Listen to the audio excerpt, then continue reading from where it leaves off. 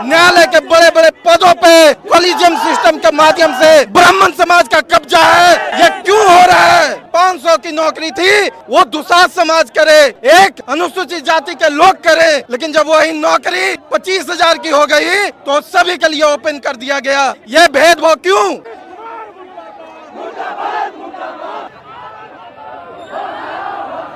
साहब हम बीमार भी के लोग बंद होने वाले नहीं है, ना रुकने वाले हैं, लेकिन ये संविधान है ना, इसमें आस्था रखते हैं। और ना औकात नहीं है प्रशासन की, औकात नहीं है पुलिस की, हमको रोक दे। बीमार में आंदोलन से जानी जाती है। अगर हमारी मांगों को पूरा नहीं किएगा तो हम बैरिकेडिंग तोड़ करके अपनी बात को रखने के विधानसभा पहुंचने का काम करेंगे। सुप्रीम कोर्ट में जब जज बनते हैं तो मिश्रा जी के जीजा जी या मिश्रा जी के बेटा जी, मिश्रा जी के भतीजी जी, मिश्रा जी के दामाद जी लोग जब बनते हैं, उनके फूफा जी, मौसा जी, चाचा जी, तो उसमें कोई दिक्कत नहीं होता है। लेकिन बिहार में चौकीदारी दफदारी में दलित पिछड़े समाज के जो लोगों की नियुक्ति हो रही है उससे आपको दर्द हो रहा है। सारे मंदिरों पे ब्राह्मण खाली पुजारी बनता है, वहाँ पे चमार के बेटा का पुजारी बनाओ, दुसाध के बेटा का बनाओ, डोम के बनाओ, मुसहर के बनाओ, वहाँ तुमको नहीं दिखता है कि गलत हो रहा है।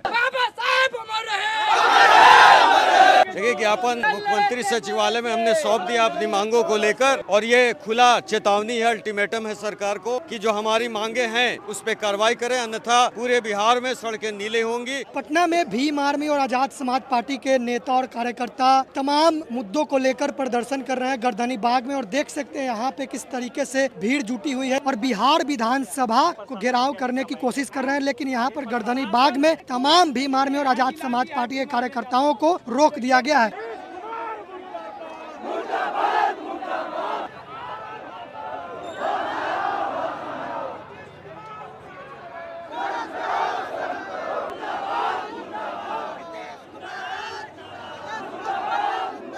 जिस प्रकार से नीतीश कुमार और उनके द्वारा पाले गए सरकारी गुंडे उन अपराधियों को संरक्षण देने का जो काम कर रहे हैं, उसके खिलाफ यह आंदोलन है। बिहार में जो अनुसूचित जाति के चौकीदारी और दफदारी सुनिश्चित थी, उसको जब तक 500 की नौकरी थी वो दुसाध समाज करे, एक अनुसूचित जाति के लोग करे, लेकिन जब वही नौकरी 25,000 की हो गई तो सभी के लिए ओपन कर दिया गया। यह भेदभाव क्यों? अगर आपका तर्क यह है कि एक जाति के लिए कोई सीट रिजर्व नहीं हो सकता है, तो इसी देश में न्यायालय के बड़े बड़े पदों पे कॉलेजियम सिस्टम के माध्यम से ब्राह्मण समाज का कब्जा है। ये क्यों हो रहा है? एक देश में दो नीति नहीं चलेगी। नीतीश कुमार जी ने घोषणा भी किया था कि जो दलित मारा जाएगा उसको सरकारी नौकरी उसके परिवार को दिया जाएगा। तो हम लोग पूछना चाहते हैं, 5 साल बीतने वाले हैं माननीय मुख्यमंत्री जी, और अभी भी आपका घोषणा जमीन पे नहीं उतरा है। कहीं पे कोई सरकारी नौकरी नहीं मिल रही है, लोग मारे जा रहे हैं, अपराधी गिरफ्तार नहीं हो रहे हैं, उनको न्याय नहीं मिल रहा है। उस मामले में सरकार 25 लाख रुपया हमारे आश्रितों को दे, तथा सरकारी नौकरी जो आप घोषणा किए थे वो भी दे। दूसरा था चौकीदार दफदार की नियुक्ति की जो प्रक्रिया आपने बदला है उसको पूर्व की भांति फिर से लागू किया जाए। इसके अलावा तीसरा जो मुद्दा था कि मॉब लिंचिंग पे सख्त कानून बनाया जाए। भीड़ तंत्र के द्वारा दलितों को नक्सली उग्रवादी कह के मार देना, मुसलमानों को गौ हत्या का आरोपी बता करके मार देना, और तमाम तरह से जो भीड़ तंत्र के द्वारा हत्या होती है उसके खिलाफ, जो मॉब लिंचिंग के खिलाफ सख्त कानून बनाया जाए।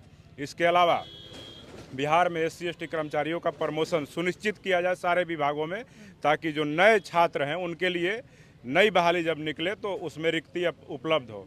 इसके अलावा बिहार में SC ST की सूची में कई जातियों को बिहार सरकार ने जोड़ने का काम किया, जिससे हमारे लोगों का लाखों का नुकसान हुआ सीटों का, और कई सरकारी योजनाओं के लाभ से हमारे लोग वंचित रह गए। और जिस जाति को नीतीश जी ने साजिश के तौर पर बिहार में SC की सूची में डालने का काम किया, उन लोगों के द्वारा हमारे 50% से अधिक सीटों पे अतिक्रमण कर दिया गया। उन सारे सीटों को, सारे योजनाओं के लाभ को हमें अविलंब सरकार लौटाने का काम करे। सुप्रीम कोर्ट ने खारिज कर दिया जो 2 जातियों जी खारिज किया, लेकिन जो हमको 9 साल में नुकसान हुआ हमारी सीटों का, योजनाओं का, तमाम सरकार वापस लौटाए। ताड़ी व्यवसाय भी एक प्रमुख मुद्दा था जिसपे प्रतिबंध लगा। यह सरकार ताड़ी व्यवसाय पे प्रतिबंध हटाए, और जो लोग ताड़ी व्यवसाय के आरोप में जेल में हैं उन पे बिना शर्त उनको रिहा किया जाए। न्यायपालिका में रिजर्वेशन जो है वो केंद्र सरकार का मामला है, लेकिन हम चाहेंगे कि बिहार के मुख्यमंत्री नीतीश कुमार जी जो है न्यायपालिका में आरक्षण की बात करें, क्योंकि जरूरी इसलिए क्योंकि चंद 200-250 परिवारों के लोग ही जो उच्च न्यायपालिका है सुप्रीम कोर्ट, बिहार की सरकार तो यहाँ पे नीचे वाला न्यायपालिका जो है जिसमें सिविल जज बनते हैं उसमें देती है आरक्षण, लेकिन उच्च न्यायपालिका में आरक्षण नहीं है, उसमें दलित पिछड़ों की आबादी कम है। इसलिए हम चाहते हैं कि उच्च न्यायपालिका में भी आरक्षण हो। बिहार के जो निजी क्षेत्र है, जो आउटसोर्सिंग है जो कहते हैं, उसमें भी बिहार में आरक्षण का लाभ सुनिश्चित किया जाए। चौकीदारी दफेदारी को लेकर तो लोग कह रहे हैं कि सभी के लिए हो गया तो क्या दिक्कत है? सभी के लिए हो गया तो दिक्कत नहीं है कि जो लोग कह रहा है उससे पूछिए कि जब सुप्रीम कोर्ट में जो 200-250 लोग परिवार के लोग ही जज बन रहे हैं तो वहाँ पे सभी के लिए काहे नहीं हो रहा है?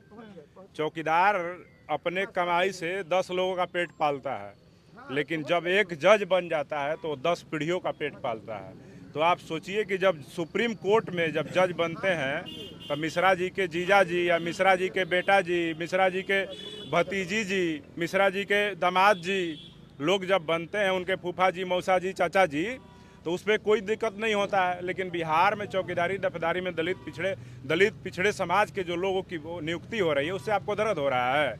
इस देश में संविधान की बात करते हैं कि सबके लिए होना चाहिए, तब अरे भैया पहले हम पूछ रहे हैं अपना मानसिकता ठीक करो ना। देश के सारे मंदिरों पे ब्राह्मण खाली पुजारी बनता है, वहाँ पे चमार के बेटा को पुजारी बनाओ, दुसाध के बेटा के बनाओ, डोम के बनाओ, मुसहर के बनाओ, वहाँ तुमको नहीं दिखता है कि गलत हो रहा है? काहे नहीं कह दो कि सबके लिए मंदिर खोल दो?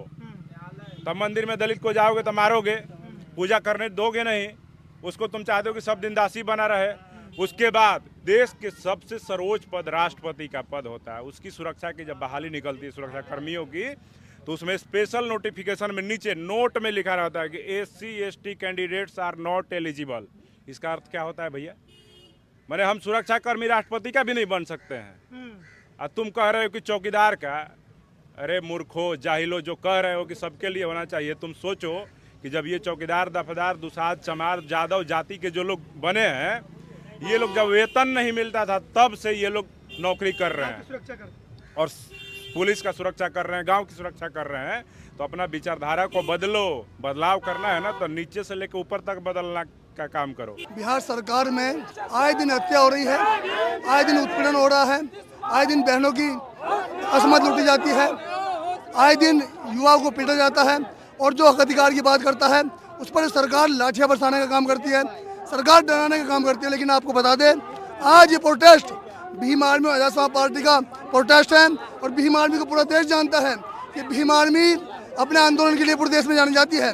ना तो हम डरते हैं बीजेपी इसकी नीतीश की लाठियों से, न डरते इसकी जेलों से, न डरते इसके डंडों से, क्योंकि हम लोग अपने आखिरी सांस तक अपनी बहनों के मान सम्मान स्वाभिमान के लिए और इस देश के संविधान के लिए और जो क्या इस प्रदेश में हो रही है, जो शोषण इस प्रदेश में हो रहा है, उन मांगों को लेकर आज हम लोग सड़क पर बैठ गए हैं और तब तक बैठे रहेंगे तब तक हमारी मांगें पूरी नहीं की जाती। जो भी निषाद, पासवान, चमार, रविदास और जो अत्याचार हो रहा है वो बंद किया जाए। अभी जो चौकीदार का मामला है उसको निरस्त करके उसे दोबारा जो जिस तरह था उसे बहाल किया जाए और ये जो शोषण हो रहा है इसे बिहार से बंद किया जाए। बिहार विधानसभा घेराव करने जा रहे थे, बंद कर दिया गया, यहाँ पे क्या करेंगे? देखिए साहब, हम भीम आर्मी के लोग बंद होने वाले नहीं है, न रुकने वाले हैं, लेकिन ये संविधान है ना, इसमें आस्था रखते हैं। वरना औकात नहीं है प्रशासन की, औकात नहीं है पुलिस की कि हमको रोक दे। हमने साबित किया है इसमें कि भीम आर्मी आंदोलन से जानी जाती है। अगर हमारी मांगों को पूरा नहीं किएगा तो हम बैरिकेडिंग तोड़ करके अपनी बात को रखने के विधानसभा पहुंचने का काम करेंगे। लगता है कि आज बातचीत हो पाएगी, बिहार विधानसभा पहुंच पाएंगे? एक नीतीश कुमार पूरी तरह डर चुके हैं और डर करके पुलिस को आगे कर दिया है और सोचते हैं कि जैसे कल लाठियां बरसाई लोग डर जाएंगे, लेकिन भीम आर्मी के लोग नहीं डरेंगे। देखिए, हम संविधान को मानने वाले हैं, संविधान हमारे साथ चलता है। नीतीश कुमार ने जितना दलित समाज और मुसलमान समाज को ठेस पहुंचाया और जुल्म की पराकाष्ठा देख रहे हैं, हत्याएं निरंतर हो रही है। जिस तरह से सुप्रीम कोर्ट में आपने देखा कि 22 जातियों से ज़्यादा जोड़कर नीतीश कुमार ने असंवैधानिक काम किया था। मैं माननीय उच्च न्यायालय का धन्यवाद देता हूं कि उन्होंने इसको निरस्त किया। लेकिन अब नीतीश कुमार जो लाभ उन लोगों को देते थे, 50% से ज़्यादा उन जातियों को दे रहे थे, वो लाभ लौटाए एससी समाज को। वो हत्याएं जो हो रही, अत्याचार जो हो रहा है, इस पे सख्त से सख्त कानून बनाए। और ये जो मीडिया पे झूठा वादा किए थे कि दलित के हत्या पे उसके परिवार से को सरकार की नौकरी देंगे, सरकारी नौकरी, उस वादा को पूरा करें। ये दफादार और चौकीदार की जो नौकरी है, जो मुफ्त में जो कम पैसे पे भी काम करते थे, जिनकी हत्याएं हो जाती थी, आज उन लोगों की नौकरी को खा गए। उस नौकरी को बहाल करें, पासी समाज के ताड़ी को कृषि राज का दर्जा दे। यही सब मांगे लेकर हम विधानसभा जाएंगे।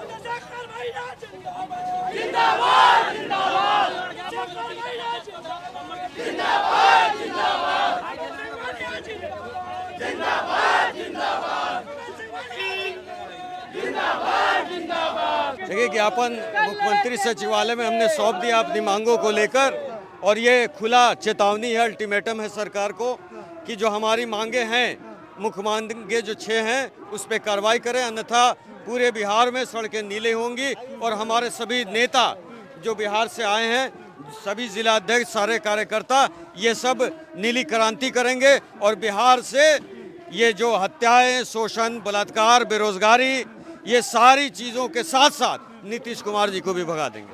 अल्टीमेटम कितने दिनों का दिया आप लोग? अल्टीमेटम दिए मात्र 5 दिन का। उनको बता दिए कि भीम आर्मी के लोग हैं, ये जिस तरह आज इस संख्या में आए, अगली बार इससे 10 गुनी जनसंख्या में आएंगे, ठीक है, और जाने वाले नहीं हैं, क्योंकि हम अपनी मांगों को जो है मांग पत्र दे करके आए हैं। हमने उनको 5 दिन का टाइम दिया है। 5 दिन में कार्रवाई होती है, ठीक है, और हम लोग इस बार, ये तो ट्रेलर था, इस बार पूरी फिल्म रिलीज होगी। उन्होंने क्या आश्वासन दिया? उन्होंने कहा कि आपके मांग पत्र पर जो है हम लोग कार्रवाई कराएंगे, जो मांगे आपने रखी है उनको पूरा किया जाएगा।